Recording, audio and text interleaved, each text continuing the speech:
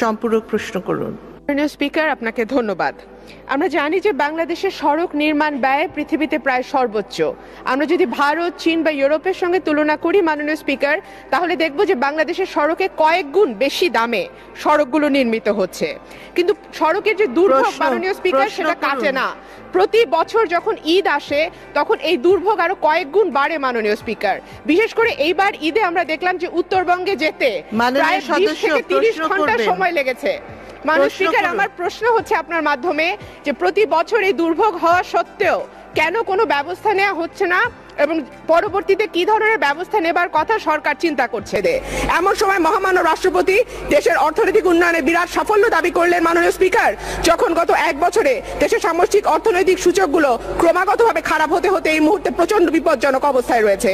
মহামান্য রাষ্ট্রপতি উল্লেখ করেছেন ইকোনমিক ফোরাম রিপোর্টের সামষ্টিক অর্থনৈতিক স্থিতিশীলতায় বাংলাদেশ এখন 95তম, অথচ এর আগের বছরে বাংলাদেশ ছিল আরো 7 ধাপ উপরে 88তম।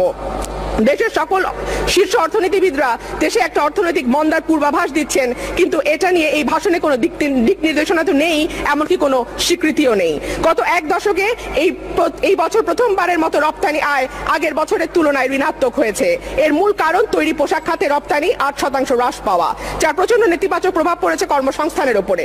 দেশের লেনদেনের ভারসাম্য গত বছরের প্রায় পুরোটা সময় জুড়ে ছিল ঋণাত্মক। এর ফলে দেশের বৈদেশিক মুদ্রার রিজার্ভ ক্রমান্বয়ে কমেছে। বাংলাদেশ ব্যাংকের ওয়েবসাইট অনুযায়ী 2018 সালে গড় প্রায় 33 বিলিয়ন ডলারের পর 19 সালে এই গড় 32 বিলিয়ন ডলারে নেমেছে। মাননীয় স্পিকার, অনেকগুলো বৈদেশিক ঋণের গ্রেস পিরিয়ড শেষ হবার কারণে রিজার্ভের উপর চাপ আরো বাড়বে এবং এর মধ্যে বাজারে ডলার সংকট চলছে। মাননীয় স্পিকার, রপ্তানির মতোই কমছে দেশের আমদানি, যা ইতিমধ্যে 3.5% কমে গিয়েছে। আমদানি কমে যাওয়ায় দেশের ভোগ কমে যাওয়াকেই নির্দেশ করে। প্রশ্ন হলো, সরকারের দাবি মতো দেশের জিডিপি প্রবৃদ্ধি এবং মাথাপিছু আয় যদি এতই বেড়ে থাকে, তাহলে আভ্যন্তরীণ ভোগ কেন কমছে? আশঙ্কার বিষয় হলো শিল্প স্থাপনের মূলধনী যন্ত্রপাতি এবং শিল্পের কাঁচামাল আমদানি কমেছে যথাক্রমে 10 এবং 20%। দেশের বেসরকারি বিনিয়োগ পরিস্থিতি কতটা খারাপ সেটা এতেই স্পষ্ট হয়ে যায়।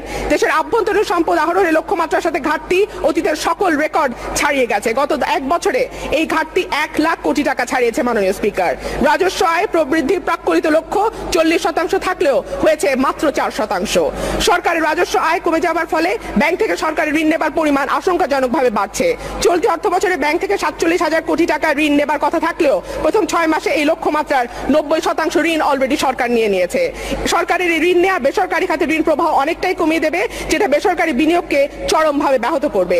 4,82 লাখ কর্মহীন মানুষের দেশে বেসরকারি বিনিয়োগের এই সমস্যা বেকারত্বকে আরো বেশি প্রকট করবে। এদিকে অর্থনীতির মূল চালিকা শক্তি ব্যাংক ব্যবস্থা ভেঙে পড়েছে। মাননীয় স্পিকার, সরকার নানাভাবে খেলাপি ঋণের সংজ্ঞা পরিবর্তন করে এর পরিমাণ লুকানোর চেষ্টা করছে। তারপরেও IMF এর রিপোর্টে প্রমাণিত হয়েছে বাংলাদেশের প্রকৃত খেলাপি ঋণের পরিমাণ 2.5 লক্ষ কোটি টাকা।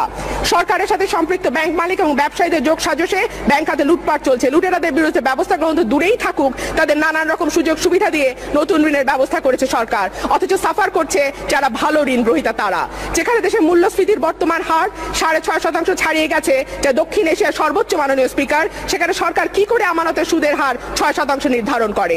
অন্যদিকে ঋণের সুদের হার 9% করবার শর্তে বাংলাদেশ ব্যাংক এবং সরকারের ব্যাংকগুলোকে 9টি সুবিধা দিয়েছে, যার মধ্যে মাত্র 4টি সুবিধা বাবদ আওয়ামী লীগ ক্ষমতায় আর শেয়ার বাজার ধ্বংস মোটামুটি সমার্থক। মাননীয় স্পিকার, 1996 এবং 2010 সালে শেয়ার বাজার ধসের পরে এই মুহূর্তে আবার শেয়ার বাজার খারাপ অবস্থায় আছে। বাজারের সূচক গত 4 বছরের মধ্যে সর্বনিম্ন। গত বছরই বাজার মূলধন হারিয়েছে 1 লাখ কোটি টাকা। ক্যাসিনো জুয়া খুব সম্প্রতি অত্যন্ত বড় একটি আলোচনার বিষয় হয়েছে, অথচ শেয়ার বাজার বর্তমানে বাংলাদেশের সবচেয়ে বড় ক্যাসিনো। শেয়ার বাজার নামক এই ক্যাসিনোতে লক্ষ লক্ষ মানুষকে প্রলুব্ধ করে নিয়ে গিয়ে পথে বসানো হয়েছে। হাজার হাজার কোটি টাকা লোপাট করা হয়েছে শেয়ার বাজার থেকে। অর্থনীতির দুটি সুযোগ নিয়ে সরকার সবসময় বড় উঁচু গলায় কথা বলে। এর মধ্যে একটি জিডিপি প্রবৃদ্ধি। যদি ধরেও নেই সরকারের দাবিকৃত জিডিপি প্রবৃদ্ধির হার সঠিক, তাহলেও তা কখনোই একটা দেশের মানুষের প্রকৃত অবস্থাকে প্রকাশ করে না। মাননীয় স্পিকার, কারণ জনগণের জন্য ক্ষতিকর অর্থনৈতিক যে কোনো কর্মকাণ্ডই জিডিপির অন্তর্ভুক্ত হয়। এই কারণে শুধুমাত্র জিডিপি প্রবৃদ্ধিকে ভিত্তি করে উন্নয়ন নিয়ে আলোচনা অর্থনীতিতে খুব সেকেলে ব্যাপার হয়ে দাঁড়িয়েছে। জিডিপি প্রবৃদ্ধি জানায় না এই প্রবৃদ্ধি আসলে অন্তর্ভুক্তিমূলক হচ্ছে কিনা। বিজেপি সরকারের সাবেক অর্থনৈতিক উপদেষ্টা Arvind Subramanian India's GDP misestimation likelihood magnitude mechanism and implications শিরোনামে গবেষণাপত্রটি সম্প্রতি হইচই ফেলে দিয়েছে। তিনি তথ্য এবং যুক্তি দিয়ে প্রমাণ করেছেন ভারতের সরকার তাদের দেশের জিডিপি বাড়িয়ে দেখায়। তিনি বলেছেন ভারত সরকার দেশের জিডিপি প্রবৃদ্ধি 7% দাবি করেছিল, যখন সেটা আসলে ছিল মাত্র 4.5%। সুব্রমণিয়াম বলেছেন একটা রাষ্ট্রে এতটা জিডিপি প্রবৃদ্ধি হলে তার ফলস্বরূপ কিছু প্রভাব অর্থনীতিতে দেখা যাবেই, যেমন কর্মসংস্থান, আভ্যন্তরীণ বিনিয়োগ, রপ্তানি আয়, আমদানি ব্যয়, পণ্য পরিবহনে গাড়ি বিক্রির পরিমাণ, আভ্যন্তরীণ ভোগ ইত্যাদির বৃদ্ধি ঘটবে। তিনি দেখেছেন এসব ডেটা কোনোভাবেই এই প্রবৃদ্ধিকে সমর্থন করে না। বাংলাদেশের জিডিপি প্রবৃদ্ধি এই ধরনের কারসাজি নিয়ে এমন প্রশ্ন অলরেডি তোলা শুরু হয়েছে মাননীয় স্পিকার। বিআইডিএস, সিপিডি, সানেমের মতো থিঙ্ক ট্যাঙ্কগুলো জিডিপির এই প্রবৃদ্ধি নিয়ে প্রশ্ন তুলছে। মাথাপিছু আয় বৃদ্ধি সরকারের আরেকটি বড় দাবি। আমার মাথা যদি থাকে বরফের ওপরে আর পা আগুনের ওপরে, তাহলে আমার শরীর কি নাতিশীতোষ্ণ হয় মাননীয় স্পিকার? এটা খুব প্রচলিত একটা উদাহরণ, যেটা দিয়ে গড় মাথাপিছু আয়ের চুক্তি দেখানো হয়। জিডিপির আয় আর প্রবৃদ্ধির হার নিয়ে যেহেতু কারসাজি আছে, তাই মাথাপিছু আয়ের পরিমাণও সঠিক হতে পারে না। আবার একটা গড় আয় দেশের আপামর মানুষের অবস্থা কোনোভাবেই প্রকাশ করে না।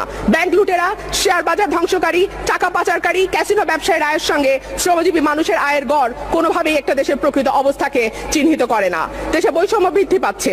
জিনি সহগ এবং পামা অনুপাত, বৈষম্য পরিমাপের এই দুটি টুল বাংলাদেশকে উচ্চ বৈষম্যের দেশ হিসেবে প্রমাণ করে। উন্নয়নের প্রাথমিক পর্যায়ে বৈষম্য বাড়ে, এই ধরনের কথা কেউ কেউ বলবার চেষ্টা করে মাননীয় স্পিকার, কিন্তু এর ভালো উদাহরণ হচ্ছে ভিয়েতনাম এবং মালদ্বীপ। গত 10 বছরে এই দুটি দেশের গিনি সহগ কমেছে।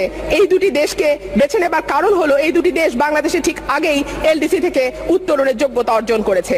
এদিকে ওয়েলটেক্সের জরিপে 250 কোটি টাকার বেশি সম্পদের ও মালিক অতি ধনী বৃদ্ধিতে বাংলাদেশ বিশ্বের প্রথম। 8 কোটি থেকে 250 কোটি টাকার মালিক ধনী বৃদ্ধিতে বাংলাদেশ তৃতীয়।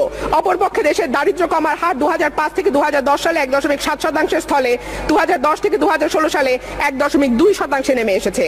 অথচ এই সময় জিডিপি প্রবৃদ্ধি, মাথাপিছু আয়ের উল্লঙ্ঘনের প্রচার চালায় সরকার। এটাই স্পষ্ট করে যে দেশের তথাকথিত উন্নয়ন আসলে একটা ফাঁপা বুদবুদ। উন্নতি যেটুকু হয়েছে তার সুফল আসলে গেছে হাতে গোনা কিছু মানুষের কাছে। একটা সরকার যদি সত্যিকার অর্থে প্রান্তিক জনগণের জন্য কাজ করতে চায়, তাহলে তার ফল কি হতে পারে তার চমৎকার উদাহরণ হতে পারে 2001 থেকে 2006 বিএনপি সরকার। তখন দেশের অর্থনৈতিক আকার ছোট ছিল, মাথাপিছু আয়ও কম ছিল, কিন্তু সেই সময় বাংলাদেশের অতি দরিদ্র এবং দরিদ্র কমার হার ছিল যথাক্রমে 1.8 এবং 1.9%। এটা বিশ্ব ব্যাংকের ডাটা মাননীয় স্পিকার। দেশে বিনিয়োগের পরিবেশ বুঝবার জন্য ইজ অফ ডুইং বিজনেসে বাংলাদেশে উন্নতির কথা ভাষণে এসছে। এই র্যাঙ্কিং নির্দেশ করে বাংলাদেশে দেশি বিদেশি কোম্পানিগুলো কতটা সহজে ব্যবসা করতে পারে। গত বছরের অবস্থান 176 থেকে এই বছর 168, অর্থাৎ আপ উন্নতির কথা এই ভাষণে 4.6 অনুচ্ছেদে উল্লেখ করা হয়েছে। একটু বলে রাখি মাননীয় স্পিকার, গত বছরের চেয়ে 14 ধাপ এগিয়ে ভারতের বর্তমান অবস্থা 63, 16 ধাপ এগিয়ে নেপালের অবস্থা 94, অবিশ্বাস্য উন্নতি দেখেছে পাকিস্তান 2 বছরে 53 ধাপ এগিয়ে এর অবস্থান 161 থেকে 108।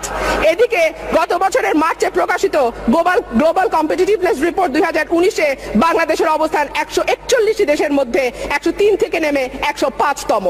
আইয়ুব খানের মতো দেশে যোগাযোগ উন্নয়ন ও অবকাঠামো উন্নয়নকে সরকার বরাবরই উন্নয়নের খুব বড় প্রমাণ হিসেবে দেখানোর চেষ্টা করে মাননীয় স্পিকার, কিন্তু এর পেছনে লুকিয়ে আছে ভয়ঙ্কর লুটপাট, যার প্রমাণ 2017 সালে জুন মাসে প্রকাশিত বিশ্ব ব্যাংকের এক গবেষণা প্রতিবেদনে দেখা যায়। প্রতি কিলোমিটার সড়ক নির্মাণে প্রতিবেশী ভারত ও চীনের তুলনায় অনেক বেশি অর্থ ব্যয় করে বাংলাদেশ, এবং এর জন্য বিশ্ব ব্যাংক দুর্নীতিকে দায়ী করেছে মাননীয় স্পিকার। 4 লেনের প্রতি কিলোমিটার মহাসড়কের ব্যয় ভারতে 10 কোটি টাকা, চীনে 13 কোটি, ইউরোপে 28 কোটি। ঢাকা ভাঙা মহাসড়কের দৈর্ঘ্য 55 কিলোমিটার। ভারত চীনে এই সড়ক তৈরিতে ব্যয় 550 থেকে 700 কোটি টাকা, এমনকি ইউরোপে এই সড়ক তৈরিতে ব্যয় হতো 1540 কোটি টাকা। বাংলাদেশে দফায় দফায় মূল্য বাড়িয়ে এর টোটাল ব্যয় দাঁড়িয়েছে 10,084 কোটি টাকা মাননীয় স্পিকার, অর্থাৎ ভারতের চাইতে 18 গুণ বেশি আর ইউরোপের চাইতে 6.5 গুণ বেশি ব্যয় তৈরি হচ্ছে এই মহাসড়ক। এই অবিশ্বাস্য পরিমাণ ব্যয়িত টাকাও ভালো মানের সড়ক তৈরি করতে পারেনি। ওয়ার্ল্ড ইকোনমিক ফোরামের সাম্প্রতিক এক জরিপ বলছে এশিয়ার দেশগুলোর মধ্যে সড়ক ব্যবস্থার সবচেয়ে খারাপ যেসব দেশ, তার মধ্যে বাংলাদেশের অবস্থান দ্বিতীয়। বাংলাদেশের চেয়ে খারাপ দেশ একমাত্র আছে নেপাল। নেপাল একটি পাহাড়ি দেশ। সড়কের মান নিয়ে স্বয়ং অর্থমন্ত্রী, তিনি আজকে সংসদে উপস্থিত আছেন, কিছুদিন আগে বলেছিলেন রাস্তায় এতই বেহাল দশা যে এলাকায় গেলে লজ্জায় গাড়ির কাছ নামাতে পারি না, লোকজন গালি দেয়। সেই অনুষ্ঠানে সড়ক সচিবকে উদ্দেশ্য করে তিনি বলেছিলেন মনের আনন্দে প্রজেক্ট নিয়ে চলে আসেন অর্থ বরাদ্দের জন্য, সড়ক ব্যবস্থার উন্নতি না হলে সব বন্ধ করে দেয়া হবে। যোগাযোগ ছাড়া অন্যান্য অবকাঠামো উন্নয়নের যেমন শিক্ষা প্রতিষ্ঠান, হাসপাতাল, ভবন নির্মাণের এসবের একটা বড় ফিরিস্তি আছে ভাষণে। গণপূর্ত মন্ত্রণালয়ের অধীনে এসব প্রকল্পে ইতিপূর্বে আমরা 6,000 টাকায় বালিশ কেনা, 760 টাকায় সেটা উঠানো, 37 লাখ টাকায় পর্দা, 1,12,500 টাকায় কার্ডিয়াক স্ট্যাথোস্কোপ কেনার কেচ্ছা আমরা পড়েছি। গণপূর্তের টেন্ডারে কি পরিমাণ ঘুষ আর দুর্নীতি হয় ক্যাসিনো কাণ্ড থেকে সেটাও আমরা দেখেছি মাননীয় স্পিকার। এছাড়াও বিভিন্ন মন্ত্রণালয়ের অধীনে এইরকম ভয়ঙ্কর লুটপাটের খবর প্রতিদিন দেশের বেশিরভাগ জাতীয় দৈনিকেই আসে। আওয়ামী লীগ সরকার আর দুর্নীতি এক সমার্থক শব্দ মাননীয় স্পিকার। দুর্নীতির সূচকে বাংলাদেশের অবস্থান ক্রমাবনতির দিকে যাচ্ছে। ট্রান্সপারেন্সি ইন্টারন্যাশনাল দুর্নীতির সূচকে 2009 সালে বাংলাদেশ ও পাকিস্তান ছিল একই জায়গায় 139তম, আর সর্বশেষ সূচকে বাংলাদেশের অবস্থান 149 আর ব্যর্থ রাষ্ট্র পাকিস্তান 117। দুর্নীতি যে বর্তমান সরকারের রন্ধ্রে রন্ধ্রে প্রবেশ করেছে সেটা স্বীকৃতি সরকারের পক্ষ থেকেও আছে মাননীয় স্পিকার। মাননীয় প্রধানমন্ত্রী কিছুদিন আগে আমেরিকায় বলেছিলেন দুর্নীতির বিরুদ্ধে আমরা ব্যবস্থা নিচ্ছি, 111-এর দরকার নাই, এবং তখনই চলছিল তথাকথিত শুদ্ধি অভিযান। সেই অভিযানে ক্ষমতাসীন দলের সহযোগী সংগঠনের দ্বিতীয় বা তৃতীয় সারির নেতাদের যে হাজার হাজার কোটি টাকার সন্ধান পাওয়া গেছে, ঘরে ঘরে যে কোটি কোটি টাকার বান্ডিল পাওয়া গেছে, তাতেই বোঝা গেছে যে এই দলের উপরের লেভেলে যারা আছেন তাদের কি অবস্থা। ক্যাসিনো কাণ্ডের সীমাবদ্ধ আইওয়াসের শুদ্ধি অভিযানে এর মধ্যে পত্রিকায় এসছে আইন শৃঙ্খলা রক্ষাকারী বাহিনীর চোখে নিখোঁজ ক্যাসিনো সাইদ ঢাকায় আছেন এবং সিটি কর্পোরেশন নির্বাচনে তিনি অংশ নিচ্ছেন। 2009 সালে ক্ষমতায় আসার পর বিদ্যুৎ নিয়ে অনেক বেশি কথা হয়েছে মাননীয় স্পিকার, এবং সেই আপৎকালীন স্বল্প মেয়াদে 2-3 বছরের জন্য তেল ভিত্তিক কুইক রেন্টাল বিদ্যুৎ কেন্দ্র স্থাপনের অনুমতি দেওয়া হয়েছে। বলা হয়েছিল এরপর কয়লা গ্যাস ভিত্তিক বড় বিদ্যুৎ কেন্দ্র স্থাপন করে কুইক রেন্টাল বিদ্যুৎ কেন্দ্রগুলো বন্ধ করে দেওয়া হবে। এই খাতে যে ভয়ঙ্কর লুটপাট হবে সেটা যখন ইনডেমনিটি দেওয়া হয়েছিল তখন এই বিষয়টা পরিষ্কার হয়ে গিয়েছিল। এরপর বিদ্যুৎ কেন্দ্রগুলো দফায় দফায় মেয়াদ বাড়ানো হয়েছে। টাকা বাড়ানোর সহজ কায়দা হিসেবে চাহিদা না থাকলেও তেল ভিত্তিক নতুন কুইক রেন্টাল বিদ্যুৎ কেন্দ্র স্থাপন করা হয়েছে। 2017 সালের ডিসেম্বরে হুট করে 2000 মেগাওয়াট তেল ভিত্তিক 8টি বিদ্যুৎ কেন্দ্র নির্মাণের অনুমতি দেওয়া হলেও প্রয়োজন না থাকে সব কেন্দ্র থেকে সরকার বিদ্যুৎ দিচ্ছে না মাননীয় স্পিকার। এগুলোকে বসিয়ে রেখে 3400 কোটি টাকা ভাড়া দিয়েছে সরকার। গত বছর সব বিদ্যুৎ কেন্দ্রকে শুধু ভাড়া হিসেবে সরকার দিয়েছে 15,000 কোটি টাকা। এই বছর এই টাকা গিয়ে দাঁড়াবে 20,000 কোটি টাকায়। প্রখ্যাত জ্বালানি বিশেষজ্ঞ ডক্টর শামসুল আলমের মতে শুধুমাত্র অব্যবস্থাপনা রোধ করে সরকার গ্যাস খাতে 12,000 কোটি টাকা, বিদ্যুৎ খাতে 10,000 কোটি টাকা ব্যয় কমাতে পারে। ন্যায্য ব্যয়ের কয়েক গুণ বেশি দামে দেশে বেশ কয়েকটি বড় আকারের কয়লা ভিত্তিক বিদ্যুৎ কেন্দ্র স্থাপনের কাজ চলছে মাননীয় স্পিকার। এছাড়াও বিদ্যুৎ কেন্দ্রগুলো চলবে আমদানিকৃত কয়লায়, এবং দেশে বিপুল পরিমাণ উন্নত মানের কয়লা মজুদ থাকা সত্ত্বেও বাংলাদেশকে পার্শ্ববর্তী দেশের এক বিশেষ কোম্পানির নিম্নমানের কয়লার ভাগাড় বানানোর অভিযোগও রয়েছে। কয়লা নীতি নাই, এই অজুহাতে দেশের কয়লা উত্তোলন স্থবির হয়ে আছে। 2004 সালে তৎকালীন বিএনপি সরকার কয়লা নীতি প্রণয়নের কাজ শুরু করে প্রায় শেষ করে এনেছিল। তারপর বর্তমান সরকার 11 বছর ক্ষমতায় থাকলেও কয়লা নীতি শেষ করে নাই। এটা একেবারেই ইচ্ছাকৃত কয়লা আমদানির নামে দেশি বিদেশি কোম্পানিকে অন্যায়ভাবে মুনাফা দেওয়াই হচ্ছে এর উদ্দেশ্য। বাংলাদেশের স্থলভাগে প্রচুর গ্যাস পাওয়ার সম্ভাবনার কথা ভূতত্ত্ববিদরা বললেও দেশে গ্যাস ক্ষেত্র অনুসন্ধান, গ্যাস উত্তোলন বেগবান না করে সরকার সমর্থিত ব্যবসায়ীদের সুবিধা দেবার জন্য এলএনজির উপরে মানুষকে ক্রমাগত নির্ভরশীল করে তোলা হচ্ছে। সীমিত পর্যায়ে যতটুকু অনুসন্ধান হচ্ছে সেটা দায়িত্ব বিদেশি কোম্পানির হাতে তুলে দেওয়া হচ্ছে। এক্ষেত্রে আমি গ্যাসপ্রমের নাম উল্লেখ করতে চাই, অথচ স্থলভাগকে গ্যাস অনুসন্ধান এবং তা উত্তোলন ও বিতরণের পরিপূর্ণ সক্ষমতা দেশি কোম্পানি বাপেক্সের আছে। দেশের স্বার্থে কাজ করা কোম্পানিটিকে ক্রমাগতভাবে পঙ্গু করে তোলা হয়েছে। মাননীয় রাষ্ট্রপতি ভাষণের 22.10 অনুচ্ছেদে বাপেক্স কর্তৃক বেশ কিছু গ্যাস ক্ষেত্র আবিষ্কারের কথা বলা হয়েছে, যার মধ্যে ভোলা হচ্ছে অন্যতম। কিন্তু অবিশ্বাস্যভাবে ভোলার এই গ্যাস ক্ষেত্রে গ্যাস উত্তোলনের দায়িত্ব বাপেক্সকে না দিয়ে বিদেশি কোম্পানির হাতে তুলে দেবার চক্রান্ত হচ্ছে মাননীয় স্পিকার। যেখানে আমাদের সাথে সমুদ্র সীমানে বিরোধ নিষ্পত্তি হয়ে যাওয়ার পর মিয়ানমার তাদের গ্যাস ক্ষেত্র থেকে গ্যাস তুলতে শুরু করেছে, আমরা এই বিষয়ে এখন পর্যন্ত কোনো কার্যকর পদক্ষেপ নেই নাই। সরকার সমুদ্র বিজয়ের কথা বলে বাহবা নেওয়ার চেষ্টা করছে। ব্লু ইকোনমি অন্য যেসব সুফল পাওয়ার কথা ছিল সেটার কোনোটা কাজে লাগানোর উল্লেখযোগ্য প্রাথমিক পদক্ষেপও বাংলাদেশ এখনো নিতে পারে নাই। দেশের মানবাধিকার পরিস্থিতি ভয়াবহ মাননীয় স্পিকার। দেশে এখনো প্রতিদিন একজনের বেশি মানুষ বিচার বহির্ভূত হত্যাকাণ্ডের শিকার হয়। মাদক, জঙ্গিবাদ, বিরোধী দলীয় কর্মীদের দমনের নামে গত বছরে 388 জন বিচার বহির্ভূত হত্যাকাণ্ডের শিকার হয়েছেন। অবশ্য খুব সম্ভবত বিচার বহির্ভূত হত্যাকাণ্ড বৈধতা পেতে যাচ্ছে, কারণ সরকারের দল এবং বিরোধী দল এই একটা বিষয়ে সংসদে দাঁড়িয়ে একমত হয়েছে যে ধর্ষণ বা এই ধরনের জঘন্য অপরাধে বিচার বহির্ভূত হত্যাকাণ্ড করা যাবে। আজকের হিসাব মতে 2019 সালের 40 সালে এর আগের বছরের তুলনায় ধর্ষণ হয়েছে দ্বিগুণ, বেড়েছে শিশু নির্যাতন, হেফাজতে মারা গেছে 14 জন, অপহরণ গুমের সংখ্যা 13 জন। শুধুমাত্র পত্রিকায় প্রকাশিত খবরের হিসাব থেকে রিপোর্ট তৈরি করা হয় বলে তাতে প্রকৃত চিত্র উঠে আসে না। মানবাধিকার লঙ্ঘনের প্রকৃত সংখ্যা এর কয়েক গুণ। সরকার বলছে মাদকের ব্যাপারে জিরো টলারেন্স, অথচ সরকার দলীয় একজন সাবেক সংসদ সদস্যের নাম রাষ্ট্রীয় 5টি সংস্থার মাদকের গডফাদারের তালিকার সর্বোচ্চ অবস্থানে ছিল, কোনো ব্যবস্থা নেওয়া হয়নি। গত নির্বাচনে সরকার তাকে মনোনয়ন দেয়নি বটে, কিন্তু তার স্ত্রী সংসদ সদস্য হিসেবে আছেন। ইয়াবা এখন আগের আইনের চেয়েও অনেক বেশি সহজলভ্য। এই দেশে আইন ও বিচার ব্যবস্থা চলে একেবারে সরকারের মর্জি মতো। সরকার চাইলে নুসরাত হত্যার প্রাথমিক বিচার দ্রুত গতিতে শেষ হয়, সরকার চাইলে সাগররুনি হত্যাকাণ্ডে তদন্ত প্রতিবেদন 70 বারের মতন পিছায়। সরকার চাইনি বলেই তনু এবং মিতু হত্যার সাথে জড়িতরা গ্রেফতার হয় নাই, সরকার চাইলে আবরারের হত্যাকারীরা আবার দ্রুতই গ্রেফতার হয়। খালাস এবং দণ্ড দুটোই হয় সরকারের মর্জি মতো। যেমন বিশ্বজিৎ হত্যাকাণ্ডে মানুষ মনে করে ছাত্রলীগের নেতাকর্মীরা জড়িত ছিল বলে নিম্ন আদালতে মৃত্যুদণ্ড পাওয়া 6 জন ছাত্রলীগ কর্মী উচ্চ আদালতের রায় খালাস পায়। যদিও বিশ্বজিৎকে কুপিয়ে মারা হয়েছে প্রকাশ্য দিবালোকে, সাংবাদিক সহ শত শত মানুষের কাছে যার ছবি এবং ভিডিও আছে। এই দেশে বিচার হয় কিংবা বিচারের ভান করা হয় শুধু সেই সব ক্ষেত্রে যেখানে ফেসবুকে তা ভাইরাল হয়, চাঞ্চল্য তৈরি করে এবং এই ঘটনার সঙ্গে জড়িতরা প্রভাবশালী না হয়। প্রভাবশালীদের ক্ষেত্রে আইন তার নিজস্ব গতিতে চলে না। তার প্রমাণ হলো জাহাঙ্গীরনগর বিশ্ববিদ্যালয়ের দুর্নীতির অভিযোগে ছাত্রলীগের কেন্দ্রীয় সাধারণ সম্পাদককে পদচ্যুত করা হয়েছে, তাদের বিরুদ্ধে কোনো আইনি পদক্ষেপ নেওয়া হয়নি। একই কাণ্ড ইসলামিক ফাউন্ডেশনের মহাপরিচালকের ক্ষেত্রেও। তিনি মেরে দেওয়া টাকা ফেরত দিয়েছেন, কিন্তু আইনি ব্যবস্থা দূরেই থাকুক, তিনি এখনো শপথে আছেন। পুলিশের অতি বিতর্কিত কর্মকর্তা হারুন অসংখ্য অভিযোগে অভিযুক্ত, কিন্তু তার বিরুদ্ধে বদলি ছাড়া কোনো আইনগত ব্যবস্থা নেওয়া হয়নি। আন্তর্জাতিক অপরাধ আদালতের প্রসিকিউটর তুরিন আফরোজকে গুরুতর পেশাগত অসদাচরণের জন্য অপসারণ করা হয়েছে, কিন্তু আইনগত কোনো ব্যবস্থা নেওয়া হয়নি। এই দেশে আইন সরকার নির্দেশিত পথে চলে বলে লিঙ্গ, বয়স, অসুস্থতা, সামাজিক অবস্থান যে কোনো একটি গ্রাউন্ডেই জামিন পাবার যোগ্য হলেও 3 বারের সাবেক প্রধানমন্ত্রী বেগম খালেদা জিয়া জামিন পান না। তাকে ধীরে ধীরে ঠেলে দেওয়া হয় মৃত্যুর দিকে। সরকারের ইচ্ছা মতো সব চলে বলেই বিএনপির 36 লক্ষ নেতাকর্মীর বিরুদ্ধে 1 লক্ষ হয়রানিমূলক মামলা থাকে।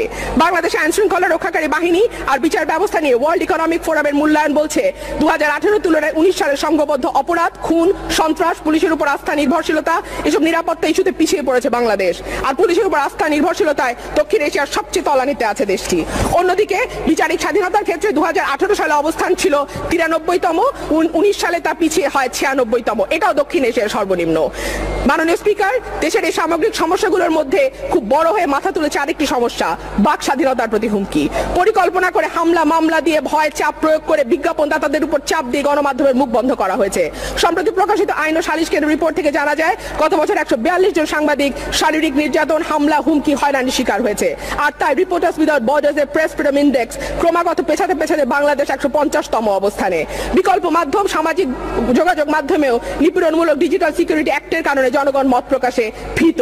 পরিস্থিতি এতটাই ভয়াবহ যে মতিউর রহমান বা মাহফুজ আনামের মতো প্রতিষ্ঠিত সাংবাদিকরা বলছেন সেলফ সেন্সরশিপের কথা। 7.1 অনুচ্ছেদে কৃষি উৎপাদন বৃদ্ধির কৃতিত্ব দাবি করা হয়েছে। এই কৃতিত্ব কৃষকের, সরকারের নয়। গত বছর আমরা দেখেছি কিভাবে ধানের ন্যায্য মূল্য না পেয়ে কৃষক সেই ধান ছুঁড়ে ফেলে দিয়েছে। সরকার পাটকলগুলোতে ক্রমাগত লোকসান দিয়ে যাচ্ছে, যদিও বেসরকারি পাটকলগুলো লাভ করছে। সরকারের দুর্নীতি এবং অব্যবস্থাপনাই এর জন্য দায়ী। শিক্ষা, স্বাস্থ্য, বারবার অবকাঠামো তৈরির কথা বলা হচ্ছে, অথচ 2 খাতে লোকবল নিয়োগ এবং দক্ষতা উন্নয়নে সরকারের তেমন কোনো পদক্ষেপ নাই। লোকবল নিয়োগ করলে সেটা রাজস্ব বাজেটে চলে যায় বলে লুটপাট করা যায় না। মাননীয় স্পিকার, বিগত বছরগুলোর মতো গত বছর আন্তর্জাতিক ক্ষেত্রে চরম ব্যর্থতা ছিল। রোহিঙ্গা এবং এনআরসি ইস্যু বাংলাদেশে অত্যন্ত আলোচিত। আমরা এখন পর্যন্ত একজন রোহিঙ্গাকেও ফেরত পাঠাতে পারি নাই। এনআরসিকে আমরা বলছি ভারতের আভ্যন্তরীণ বিষয়, কিন্তু এখন পর্যন্ত ভারত সরকারের সঙ্গে এনআরসির বিষয়ে আমরা কোনো সুরাহাতে আসতে পারি নাই। ভাষণের শেষ অংশ 34.1, 34.2, 34.3 অনুচ্ছেদে মহামান্য রাষ্ট্রপতি একাধিকবার জাতীয় ঐক্যের ডাক দিয়েছেন। মাননীয় স্পিকার, দেশের বৃহত্তম বিরোধী রাজনৈতিক দলের প্রধানকে শুধুমাত্র রাজনৈতিক প্রতিহিংসার শিকার করে জেলে রেখে তাকে ঢিলে ঢিলে মৃত্যুর দিকে ঠেলে দিয়ে বিরোধী দলের 35 লক্ষ নেতাকর্মীর বিরুদ্ধে 1 লক্ষ মামলা দিয়ে তাদের গুম বিচার বহির্ভূতভাবে হত্যা করার মাধ্যমে নিশ্চিহ্ন করবার চেষ্টা করে জাতির শ্রেষ্ঠ অর্জন স্বাধীনতা সংগ্রাম মুক্তিযুদ্ধকে ব্যবহার করে সুপরিকল্পিতভাবে জাতিকে বিভাজিত করে সর্বত্র চাপা ভয়ের সংস্কৃতি চালু রেখে ভিন্ন মতকে দমন করে গণতান্ত্রিক এবং সাংবিধানিক অধিকারগুলোকে সংকুচিত করে এনে এই ডাক জাতির কাছে প্রহসনের বেশি কিছু অর্থ বহন করে না। মাননীয় স্পিকার, আমার পুরো বক্তব্য উল্লেখ করা প্রতিটি